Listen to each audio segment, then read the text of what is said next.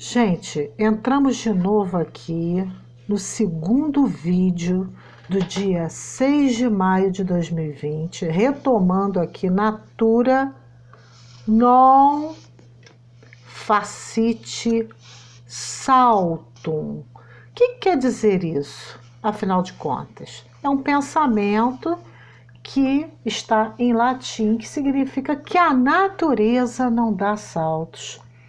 Quem foi o autor deste pensamento? O autor deste pensamento, naturalmente, não foi os nossos ilustres naturalistas, evolucionistas, que começaram a entrar na vida de vocês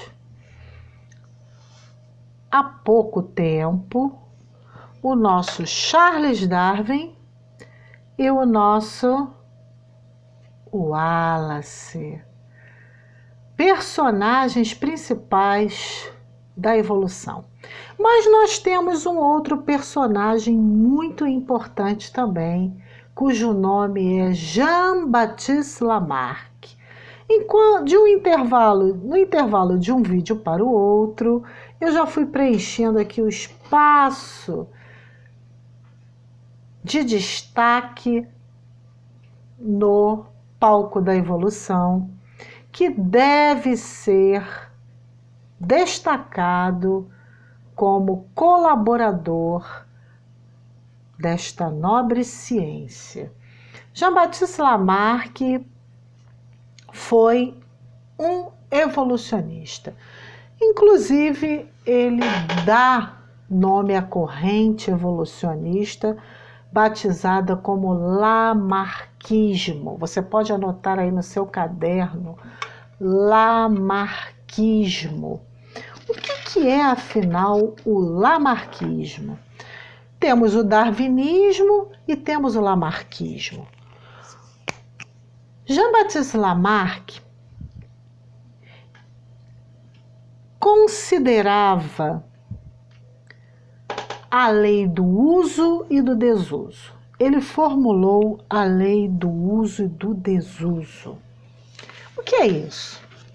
Ele achava que os órgãos que fossem mais utilizados ao longo da existência de um ser seria mais desenvolvido e que esse desenvolvimento, essa característica poderia passar para uma outra geração. Em suma, ele achava que os fatores adquiridos eram transmitidos de forma hereditária. Observando as girafas, ele concluiu que as girafas possuem, para ele que já não está mais aqui, tinham, né? Para nós elas têm um pescoço longo por conta do seu esforço milenar, porque são espécies que já estão no planeta Terra há milhões de anos, em alcançar determinadas copas de árvores para se alimentar, já que ela é um ser herbívoro. Ela é um animal que consome vegetais. Sua nutrição é a base de vegetais. Sabemos que o meio ambiente varia, ocorrerá uma mudança, uma adaptação para que uma espécie permaneça no ambiente. O que aconteceu? Essas vegetações altas, de porte alto, foram sendo eliminadas, sofreram uma extinção. Nós não tínhamos nesse panorama há milhões de anos, somente girafas de pescoço longo. Nós tínhamos também girafas de pescoço curto. As girafas de pescoço curto entraram em competição com as girafas de pescoço longo. Elas não tiveram chance. Elas não conseguiam se alimentar e sofreram o quê? Uma extinção. Quando eu falo de competição, é até uma competição muito desleal. Elas tentaram alcançar essas folhas, mas elas não conseguiram. O pescoço delas não cresceu por isso, ao contrário do que pensou o evolucionista Jean-Baptiste Lamarck. Isso não significa que Lamarck fosse alguém incompetente ou sem proficiência, não. A sua colaboração, antes de Darwin, antes de Wallace, foi primorosa. Ele foi o primeiro a se preocupar com a evolução, a investigar se poderia haver adaptação, evolução. Os pilares da ciência evolutiva: seleção natural e adaptação. Não esqueçam, seleção natural e adaptação. Quem selecionou a girafa de pescoço longo? Pode ser uma pergunta do teste de hoje. Quem selecionou a girafa de pescoço longo? Vocês podem ir raciocinando que quando muda o ambiente, a base pode ocorrer este fenômeno, o fenômeno de seleção natural, o fenômeno de adaptação, o fenômeno de extinção e outros que virão ao longo do nosso estudo, porque estes dois personagens que aqui estão, que começaram a vislumbrar a seleção natural como uma lei diferente da lei do uso e do desuso de Lamarck, foram até o patamar da sua idade. Eles trabalharam, se não me engano, Charles Darwin até os 70 e poucos anos, ele faleceu nessa faixa, e o nosso Wallace até os 90 anos.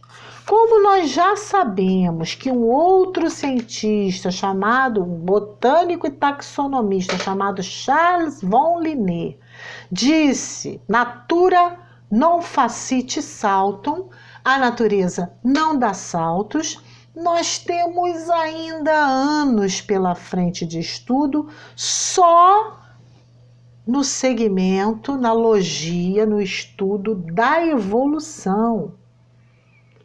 São anos pela frente, nós temos anos voltados para o pretérito que precisam ainda ser investigados.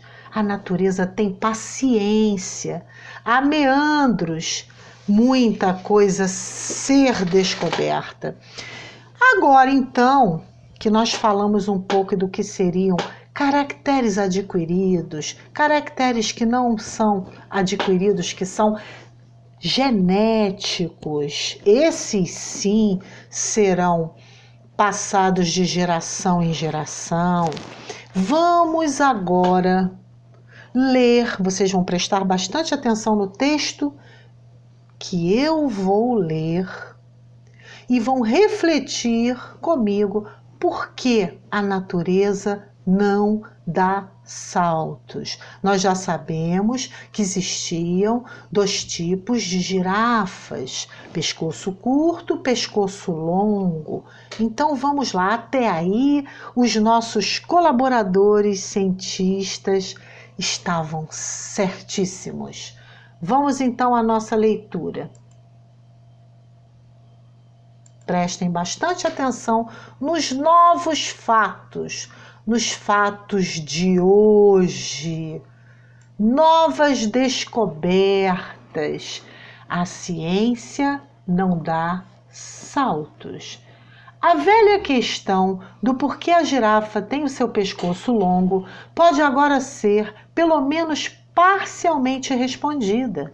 Os pescoços longos estavam presentes em antepassados de girafas que viveram pelo menos 16 milhões de anos, segundo um novo estudo. Como eu falei para vocês, esses seres já estavam aqui no nosso planeta bem antes de nós.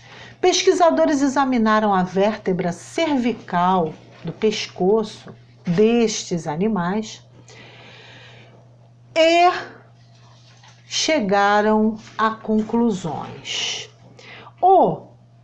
Escutem bem o nome, hein? Não se assustem. O Prodremotherium elongatum.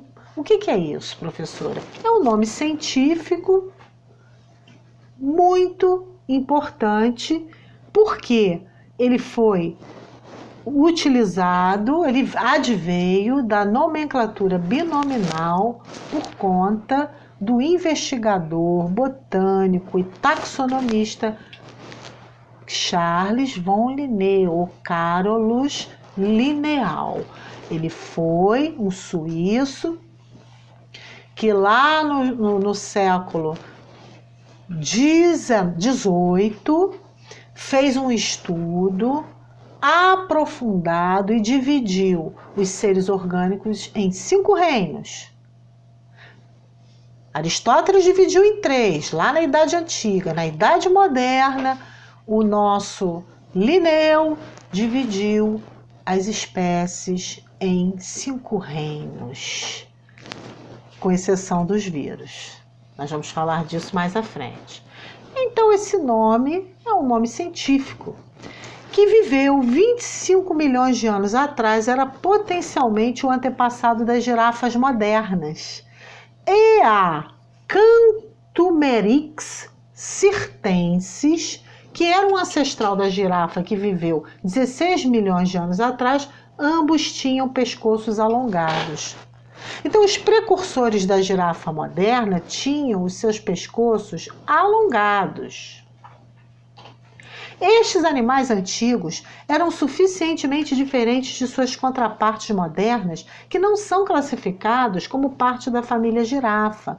Portanto, os fósseis indicam que o alongamento cervical precede este momento, esse tipo de girafa. Escreveram os pesquisadores no estudo usando o nome científico para a família da girafa. Em outras palavras, o pescoço longo veio antes das girafas.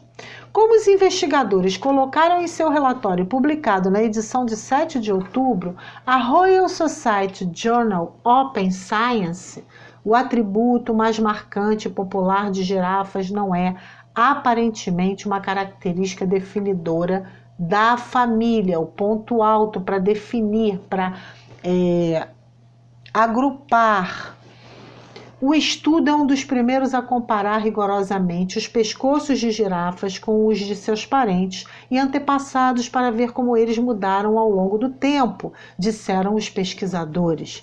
Queríamos descobrir como a girafa tem o seu pescoço longo, porque sabemos que os seus antepassados tinham um pescoço mais curto, disse o pesquisador sênior do estudo, Nicholas Solonias, professor de anatomia na New York Institute of Technology, do Colégio de Medicina Osteopática.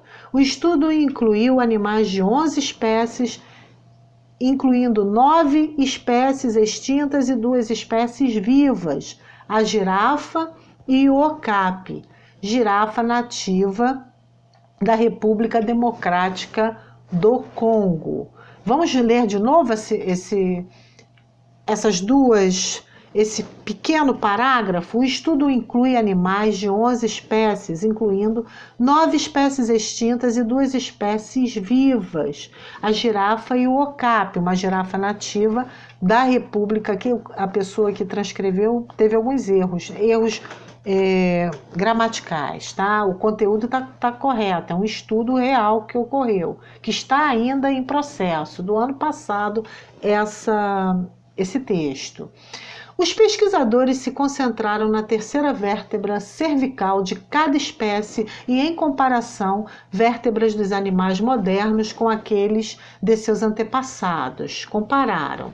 Girafas, como seres humanos, têm 7 vértebras cervicais, mas as vértebras das girafas são grandes, medindo até 10 polegadas. Mais ou menos, para que vocês possam calcular aí, 26 centímetros.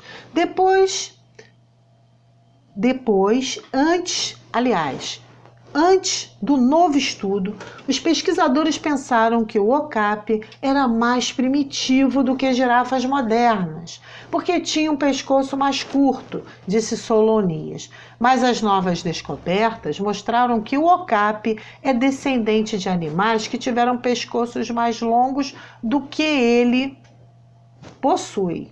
Aqui botaram do que ele faz. A pessoa que traduziu não traduziu muito bem, mas vamos lá, gente, vamos continuar aqui com o que é mais importante.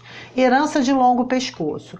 Por outro ramo da árvore de família, as espécies evoluíram pescoços mais longos ao longo do tempo. Um ponto-chave veio cerca de 7 milhões de anos atrás, quando a parte da frente de cada vértebra começou a ficar maior, contribuindo para o alongamento do pescoço em espécies como a Samotherium major, que é um membro da família da girafa moderna. Samotherium major, então, nome científico, nomenclatura em latim, binominal, instituída por Charles Darwin? Charles von Linné?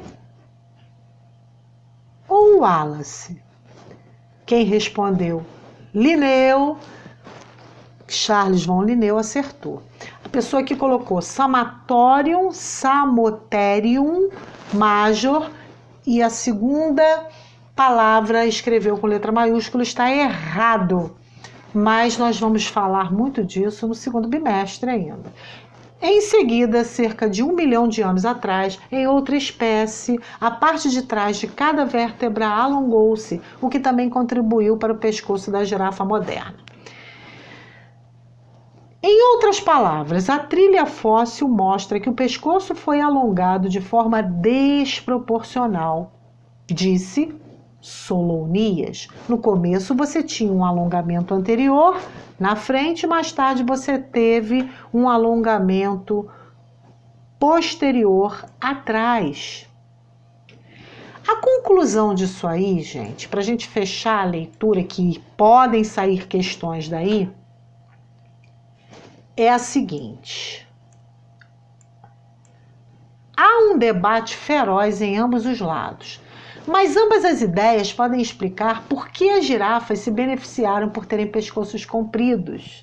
O novo estudo é um passo importante, disse Donald Potero, um associado de pesquisa em paleontologia de vertebrados no Museu de História Natural de Los Angeles, que não estava envolvido com o novo estudo. Ele mostra o mecanismo pelo qual girafas alongaram o pescoço, disse ele. No passado, tínhamos apenas fósseis de girafas de pescoço curto, como o okapi e girafas extintas, e girafas de pescoço comprido. Este estudo descreve novos fósseis que têm pescoços intermediários de comprimento entre a girafa e o okapi, disse ele. Ele inclui não só uma descrição de novos fósseis, mas também uma análise detalhada do desenvolvimento das vértebras do pescoço e a sua anatomia funcional. Pescoços intermediários